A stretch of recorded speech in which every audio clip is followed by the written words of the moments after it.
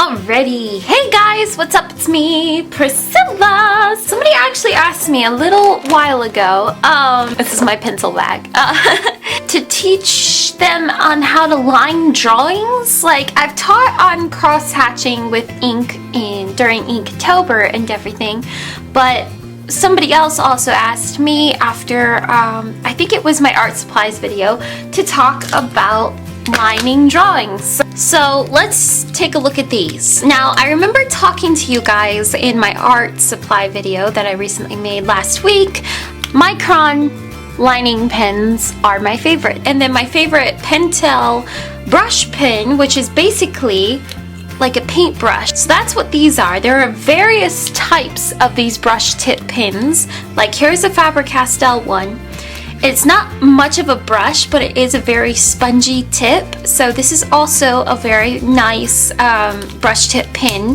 In my experience, these brush tip pens, like this one too that's currently holding its place in my sketchbook for me, they have a mind of their own, and the more you practice with them, the better you get. It's like with every single art supply, you just have to practice with it. Now, before I started like going up the professional side of inking and lining, all I used to use was the Sharpie pen. So these are very nice fine tips and everything. I have obviously wore this tip all the way down, but these used to be my favorite lining tips, and I used to get them from Staples. The only reason why I stopped using these and jumped to Micron or Staedtler, because I go over my doodles with Copic markers and they do not smudge with Micron. The ink just stays in place. I have here a sketch of two of my original characters, Ivy and Prince Kyland, and what I want to do is I'm just going to talk to you guys through how I ink my drawings and everything. So I have three different sizes right here. I have 05, 03, and 01. 01 is about that big. 03 is that big.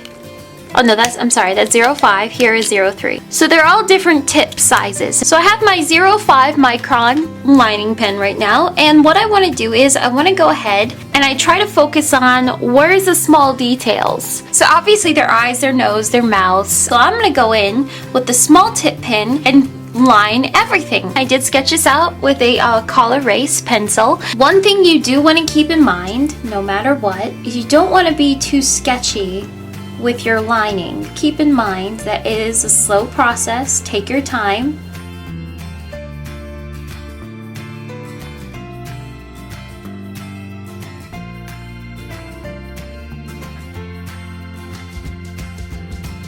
You can see that I just went ahead and I lined like the really tiny detail. Sometimes I'm working on it personally, but sometimes I get a little sketchy with my lines. Instead of going like this, just like very fluid line, just go for it. I remember my one costume designer, he was standing over my shoulder and he would get so mad when I would sketch like this. Instead of doing one fluid line, I would do like this.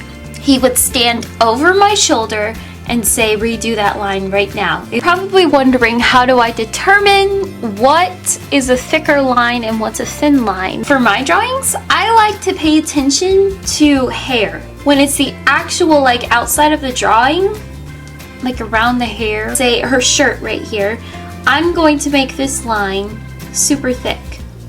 Just because I know it's the outside of my drawing, and you see how I'm going back and forth and I'm filling it in. It's basing your lining off of like shadows. And see how their arms are touching? I know that this is going to be a really thick line.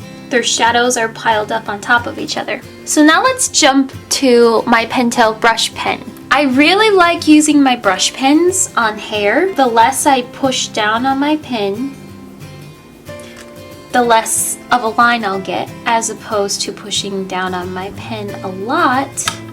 You see that line I just got? It's nice and thick.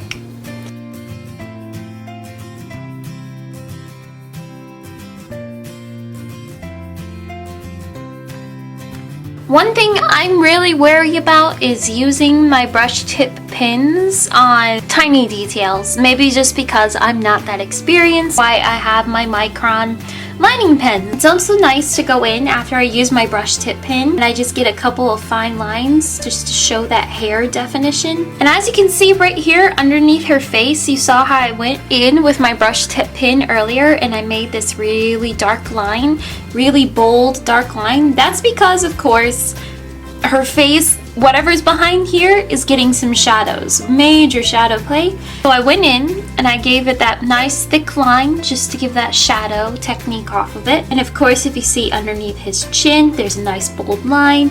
And then this piece of hair, there was a nice bold line. Or this, it could possibly be that since this is all the way out here and has a thick line, it's casting a shadow onto her shirt. You just have to, you really need to practice shading.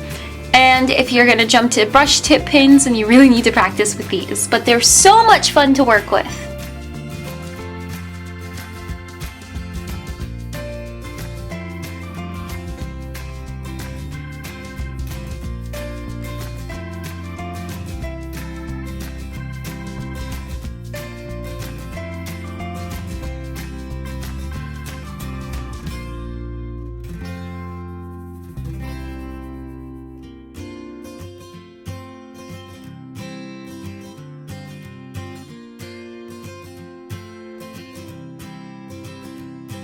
Now that I've inked everything, I can come in with my Copic markers and I can shade, and the ink will not spread.